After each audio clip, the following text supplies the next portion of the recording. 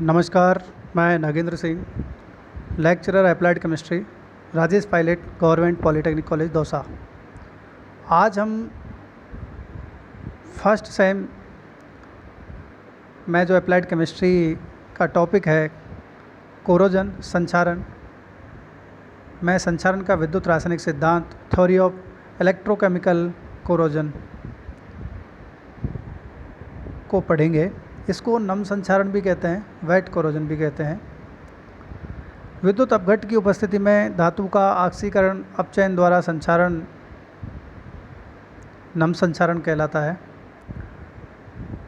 और इस प्रकार के संचारण को होने के लिए निम्न शर्तों का पूरा होना आवश्यक है। धातु का विद्युत अपघट से संपर्क आवश्यक है। धातु की सतह पर विभवांतर उत्पन्न होना आवश्यक है, यानी धातु की सतह पर कैथोड व एनोड क्षेत्र उत्पन्न होने चाहिए। और जब कैथोड व एनोड क्षेत्र उत्पन्न हो जाते हैं तो उनके मध्य में विभवांतर उत्पन्न हो जाता है। कैथोड और एनोड के मध्य में दिष्ट धारा का प्रभाव भी होना आवश्यक है। एनोड पर ऑक्सीकरण अभिक्रिया संपन्न होती है। एनोड पर धातु का ऑक्सीकरण होता है, और जब धातु का ऑक्सीकरण होता है तो धातु आयन में बदल जाती है। और जब धातु आयन में बदलती है, ऑक्सीकृत होती है, तो धातु आयन के रूप में विलयन में घुलकर धातु संचारित होती रहती है। आप देखिए Fe एनोड पर Fe+2 में बदल जाता है और अपने 2 इलेक्ट्रॉन को एनोड पर मुक्त कर देता है। आप देखेंगे कि शुद्ध जो धातु है, शुद्ध आयरन है, उसमें ऑक्सीकरण अवस्था आयरन की 0 है, लेकिन जब आयनिक फॉर्म आया Fe+2 में बदला तो ऑक्सीकरण अवस्था +2 हो गई। और ये लोहे की आयनिक अवस्था विलयन में घुलकर लोहे का संचारण करती रहती है। कैथोड पर अभिक्रिया। कैथोड एनोड द्वारा त्यागे गए इलेक्ट्रॉन को ग्रहण कर अपचयित होता है।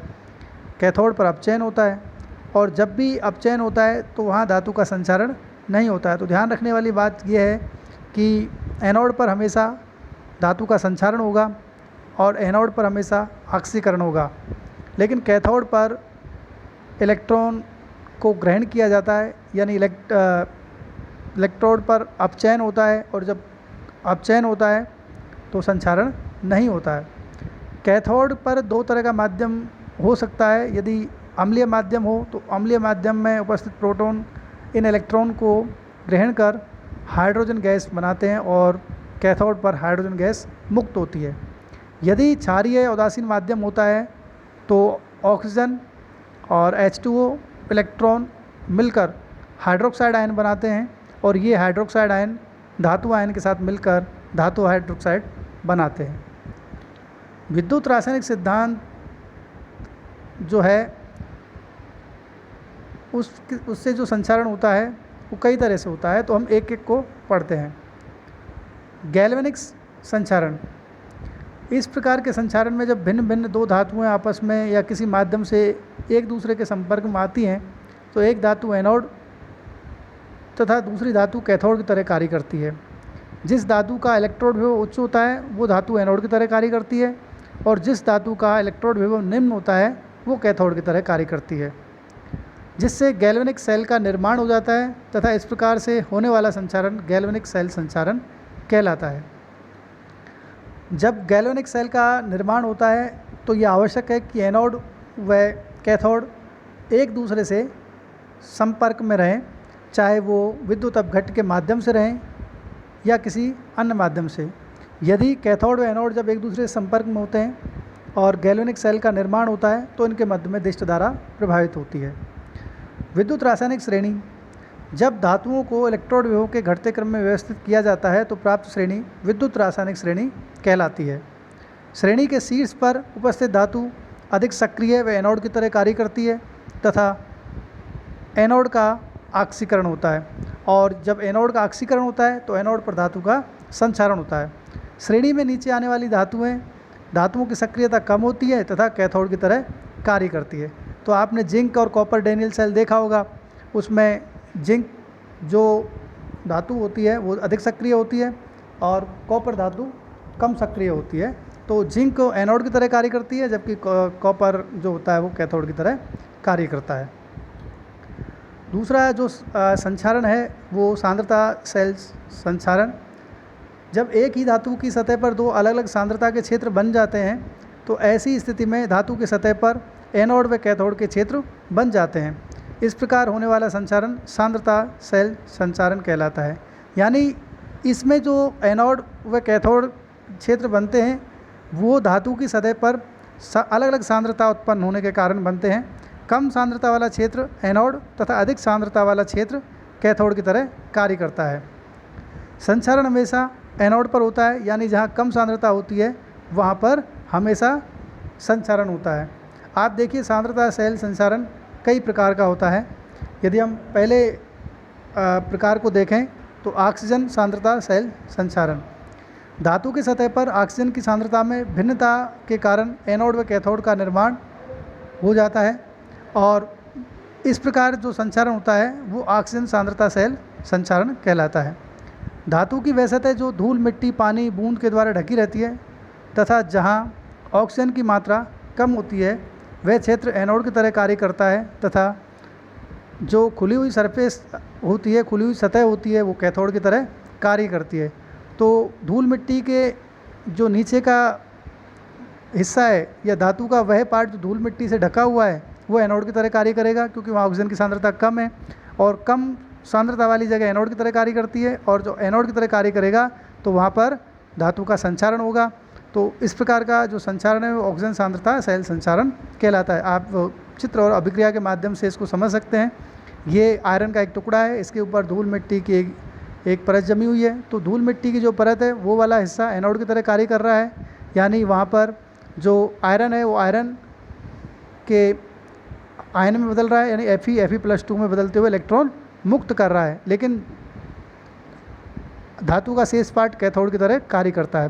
कैथोड पर ऑक्सीजन की सांद्रता अधिक है, इसके साथ साथ नमी है और जो एनोड पर त्यागे हुए इलेक्ट्रॉन कैथोड पर पहुंचकर हाइड्रोक्साइड आयन बनाते हैं। ये हाइड्रोक्साइड आयन Fe+2 के साथ मिलकर FeOH का हल ट्वाइस बनाते हैं और ये FeOH का हल ट्वाइस ऑक्सीजन व नमी के साथ मिलकर FeOH का हल थ्राइस बनाता है और FeOH का हल थ्राइस Fe2O3.3H2O यानी रस्ट में बदल जाता है। तो इस तरह से वह पार्ट, वह हिस्सा धातु का जो ऑक्सीजन की कम संपर्क में आता है यानी वो ढका हुआ है, वहाँ पर संचारण होने की संभावना ज़्यादा रहती है।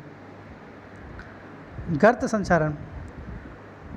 धातु की सतह के टूट जाने के कारण सतह पर छोटे छोटे गर्त या गड्ढे बन जाते हैं। इन गड्ढों में मिट्टी, धूल के कण, पानी भर जाने के कारण ऑक्सीजन की सांद्रता कम हो जाती है, जिससे एनोड व कैथोड बन जाते हैं।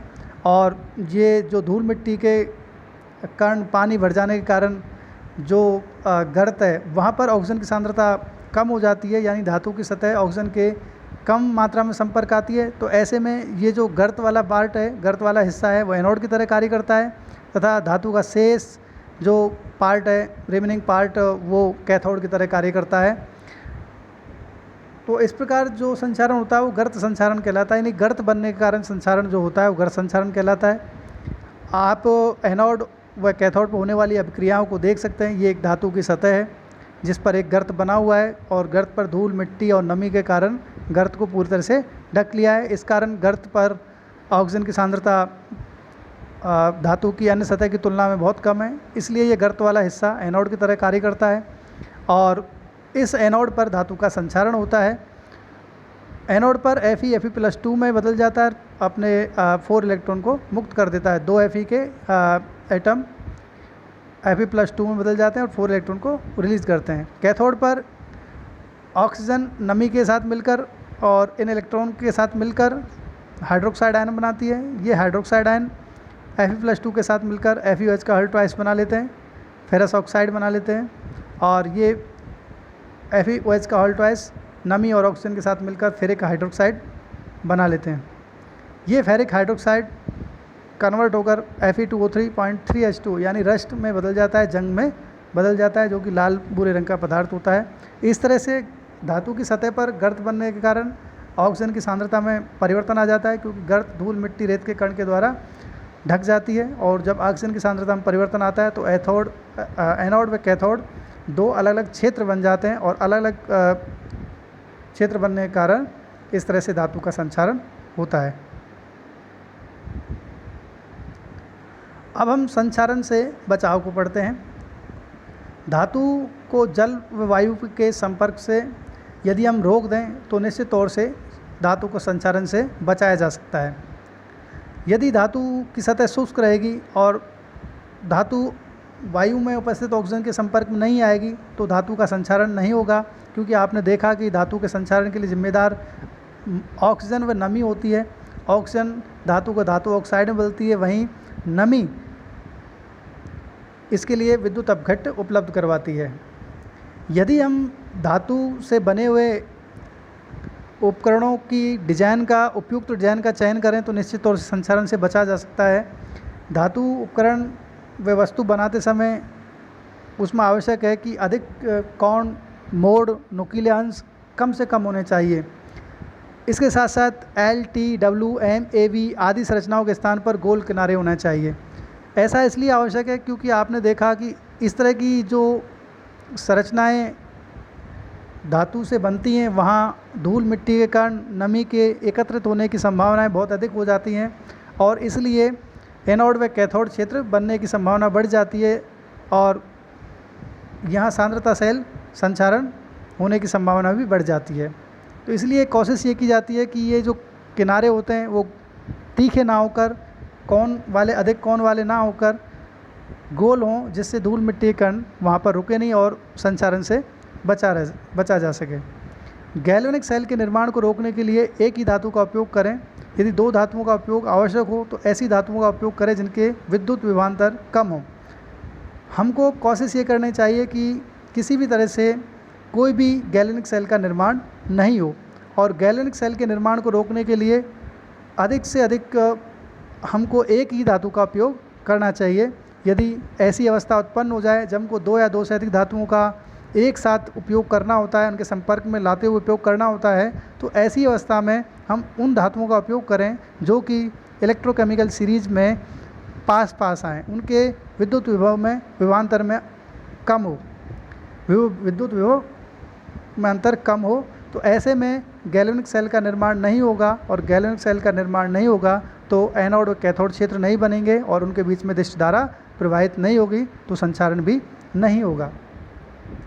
इसके अलावा जब भी हम किसी धातु से बनी हुई वस्तु में पेच व बोल्ट का उपयोग करते हैं तो निश्चित तौर से पेच व बोल्ट भी संचारण के लिए उत्तरदायी होते हैं, क्योंकि इनके जॉइंट पर निश्चित तौर से धूल मिट्टी और रेत के कण नमी के जमने के कारण संचारण होने की संभावना बढ़ जाती है। ऐसी अवस्था में हम पेच व बोल्ट को हटाकर सीधा वेल्डिंग का उपयोग करें और वेल्डिंग का उपयोग करने से वहाँ पर किसी भी तरह का गैल्वेनिक सेल बनने से रोका जा सकता है, सांद्रता सेल बनने से रोका जा सकता है। जब हम दो अलग अलग धातुओं को यदि एक साथ उपयोग करना चाहते हैं तो हमारी कोशिश ये रहे कि हम उन दो धातुओं के संपर्क में रबर की प्लेट लगाकर उनके संपर्क को रोक सकें, उनको गैल्वेनिक सेल बनने से रोक सकें। तो इस तरह से भी हम संचारण से बच सकते हैं। इसके अलावा कुछ और महत्वपूर्ण उपाय हैं जिसके द्वारा किसी भी धातु को संचारण होने से बचाया जा सकता है। कैथोडिक बचाव, कैथोडिक प्रोटेक्शन, इसको बलिदानी सुरक्षा भी कहते हैं, सैक्रिफिशियल प्रोटेक्शन। इस विधि में मूल धातु को बचाने के लिए अधिक सक्रिय धातु जैसे जिंक, मैग्नीशियम आदि धातु से जोड़ देते हैं। अधिक सक्रिय धातुओं का इलेक्ट्रोड विभव उच्च होने के कारण इलेक्ट्रॉन त्याग कर एनोड बनाती हैं तथा कम सक्रिय धातु लोहा जैसे लोहा कैथोड की तरह कार्य करती है। इस तरह गैल्वेनिक सेल का निर्माण होता है तथा एनोड स्वयं संचारित होकर मूल धातु को संचारित होने से बचाता है। इस प्रक्रम में एनोड स्वयं को संचारित कर कैथोड को संचारित होने से बचाता है, अतः इसे बलिदानी सुरक्षा कहते हैं। देखिए इसमें क्या होता है, जिस धातु को हमें संचारण से बचाना है तो उसे संचारण से बचाने के लिए उससे अधिक सक्रिय धातु को उससे जोड़ देते हैं और अधिक सक्रिय धातु का विद्युत विभव, इलेक्ट्रोड विभव उच्च होने के कारण इलेक्ट्रॉन त्यागने की प्रवृत्ति अधिक होती है, यानी एनोड बनने की प्रवृत्ति अधिक होती है। और जब इसकी एनोड बनने की प्रवृत्ति अधिक होगी तो इसका ऑक्सीकरण पहले होगा और इसका संचारण पहले होगा। ऐसी अवस्था में जो मूल धातु है जिसको हमें संचारण से बचाना है वो कम सक्रिय रहकर कैथोड की तरह कार्य करती है और संचारण होने से बच जाती है। इस प्रकार के संचारण को बलिदानी सुरक्षा भी कहते हैं। बलिदानी इस प्रकार के जो संचारण से बचाव का जो तरीका है कैथोडिक प्रोटेक्शन, बलिदानी सुरक्षा, इसको इसलिए कहते हैं क्योंकि इसमें जो अधिक सक्रिय धातु है वो एनोड की तरह कार्य करते हुए खुद संचारित होती रहती है और कैथोड को संचारण होने से बचाती है। मूल धातु पर जिंक का लेपन गैल्वेनाइजेशन कहलाता है। इसके पहले जिंक को पिघलाकर उससे कम सक्रिय धातु को साफ सुथरा कर डुबोकर जिंक की परत चढ़ाई जाती है। तो हम यदि जिंक की परत चढ़ा दें किसी धातु पर, मूल धातु पर, तो इससे भी संचारण होने से बचा जा सकता है। यदि जिंक की परत क्षतिग्रस्त होती है तो वही गैल्वेनिक सेल बन जाएगा और गैल्वेनिक सेल बनेगा तो जिंक एनोड की तरह कार्य करेगा और कम सक्रिय धातु कैथोड की तरह कार्य करेगी। तो जिंक पहले संचारित होगा और जो मूल धातु है वो बची रहेगी। इस विधि का उपयोग भूमिगत लोहे की पाइपलाइनों, ब्रिज आदि को संचारित होने से बचाने के लिए किया जाता है। आप चित्र के माध्यम से देख सकते हैं एक लोहे की पाइप है और उसको हमने जिंक के ब्लॉक से वायर के द्वारा कनेक्ट किया हुआ है। ऐसे में जिंक एनोड की तरह कार्य कर रहा है और जिंक अपने 2 इलेक्ट्रॉन त्याग कर जिंक +2 में बदल जाता है, Zn+2 में बदल जाता है और कैथोड पर नमी या अम्लीय माध्यम ऑक्सीजन के साथ प्रोटॉन और इलेक्ट्रॉन मिलकर H2O का निर्माण करते हैं। इस तरह से जो मूल धातु होती है, मूल धातु संचारित होने से बची रहती है और जिंक खुद स्वयं संचारित होता रहता है। इसके बाद जो दूसरा मुख्य सुरक्षा का प्रकार है वो एनोडिक सुरक्षा है। प्रोटेक्टिंग, कोटिंग भी कह सकते हैं इसको, टिनिंग भी कहते हैं क्योंकि इसमें धातु का लेपन किया जाता है, तो इसे धात्विक लेपन के नाम से भी जानते हैं। इसमें मूल धातु से कम सक्रिय धातु का लेपन जब लोहे पर किया जाता है, हम यहाँ जो भी प्रोसेस पढ़ रहे हैं वो लोहे के रेफरेंस में पढ़ रहे हैं। जब हम मूल धातु से कम सक्रिय धातु का लेपन लोहे के ऊपर करते हैं तो लोहे के ऊपर ये जो कम सक्रिय धातु होती है वो सुरक्षात्मक परत का निर्माण कर लेती है। यदि ये कम सक्रिय धातु टिन है तो इसको हम टिनिंग कहेंगे और इसमें हम टिन को पिघलाकर लोहे पर सुरक्षात्मक परत चढ़ाते हैं। टिनिंग में लोहा एनोड की तरह कार्य करता है तथा अधिक सक्रिय धातु टिन कैथोड की तरह कार्य करती है। लेकिन टिन के द्वारा लोहे की संपूर्ण सतह को घेरे होने के कारण लोहे का संचारण नहीं होता है। ध्यान देने वाली बात है, आप यहाँ ध्यान से देखिए, टिन कम सक्रिय धातु है जबकि लोहा अधिक सक्रिय धातु है।